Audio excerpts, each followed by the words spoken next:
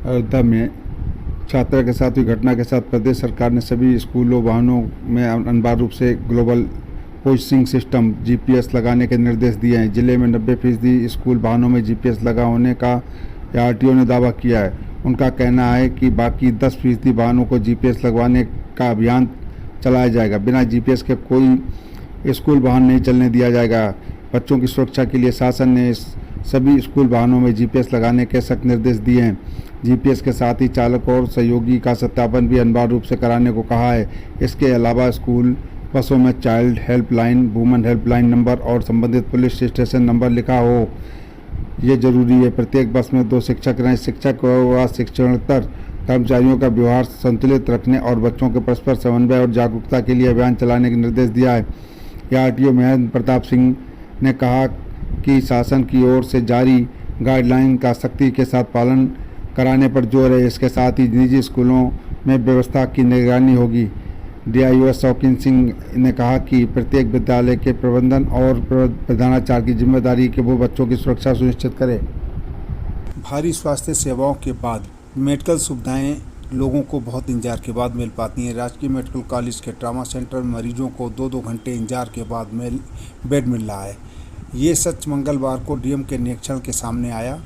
ये अवस्थाओं संबंधी समाचार भी काफ़ी आते रहे हैं, लेकिन उसके बाद भी अभी तक कोई सुधार नहीं हुआ। डीएम ने तत्काल 30 अतिरिक्त बेड डलवाने के निर्देश दिए।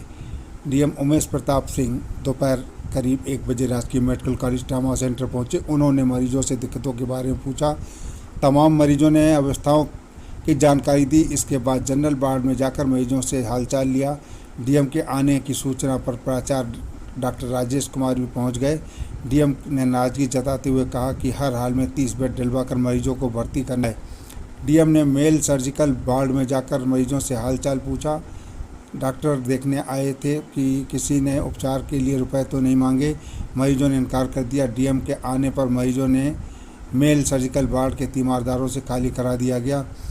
इसके बाद भी अल्लाहगंज थाना क्षेत्र से एक न्यूज़ ऐसी है कि जहां पर अस्पताल में पट्टी बांधने तक की व्यवस्था नहीं हो पाती है। अल्लाहगंज के जो अस्पताल है वहाँ पर लोगों को काफ़ी दिक्कतें हो रही हैं।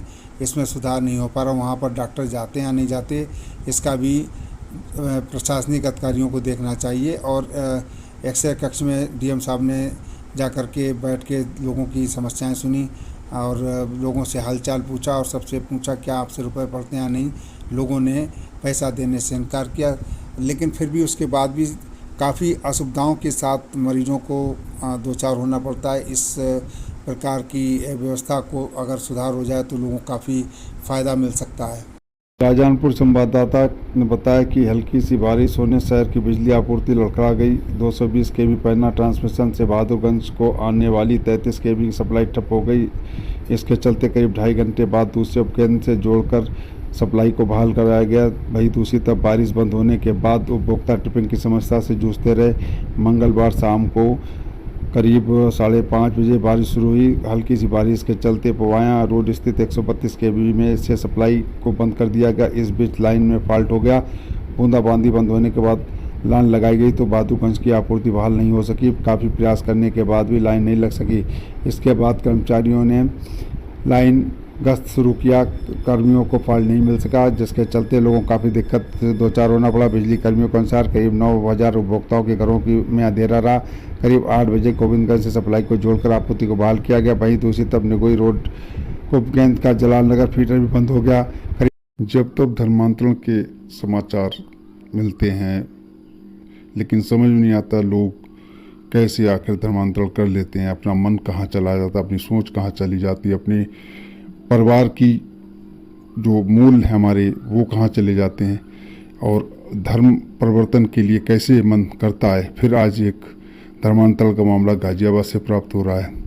देश में अब तक ऑनलाइन गेम के जरिए धर्मांतरण कराने का मामला सामने आया है। गाजियाबाद के बेहतर स्कोर की तकरीबन बताने के बहाने 17 साल के एक लड़के को धर्म परिवर्तन करा दिया गया।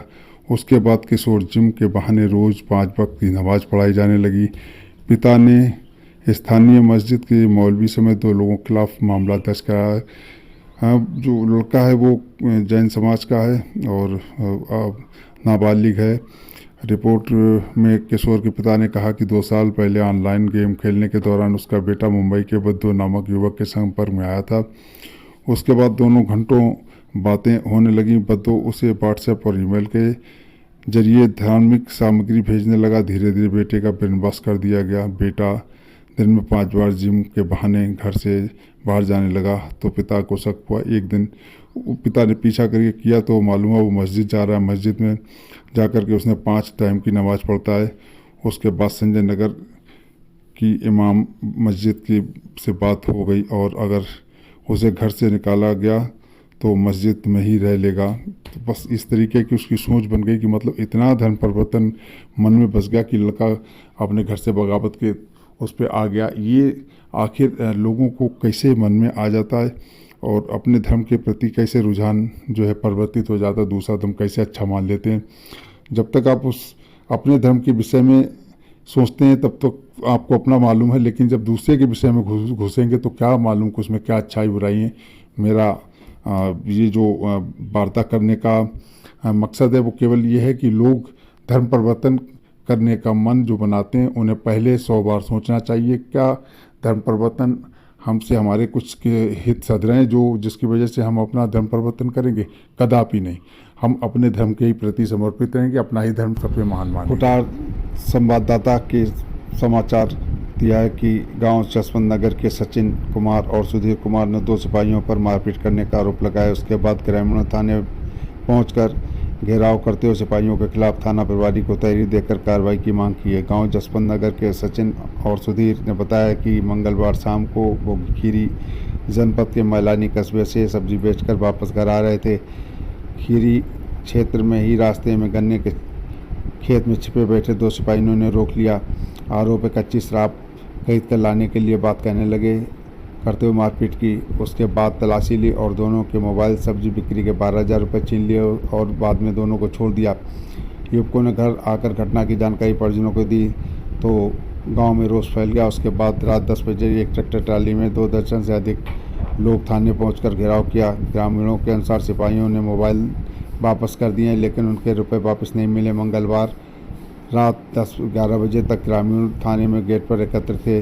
थाना प्रभारी ओम प्रकाश ने बताया कि शराब पकड़ने का अभियान चल रहा है। खीरी के राजा मंडी से कच्ची शराब लाकर लोग जसवंत नगर बिक्री करते हैं, उन्हीं को पकड़ने के लिए सिपाही लगे थे। ग्रामीणों का आरोप गलत है। मामले की जांच की जा रही है।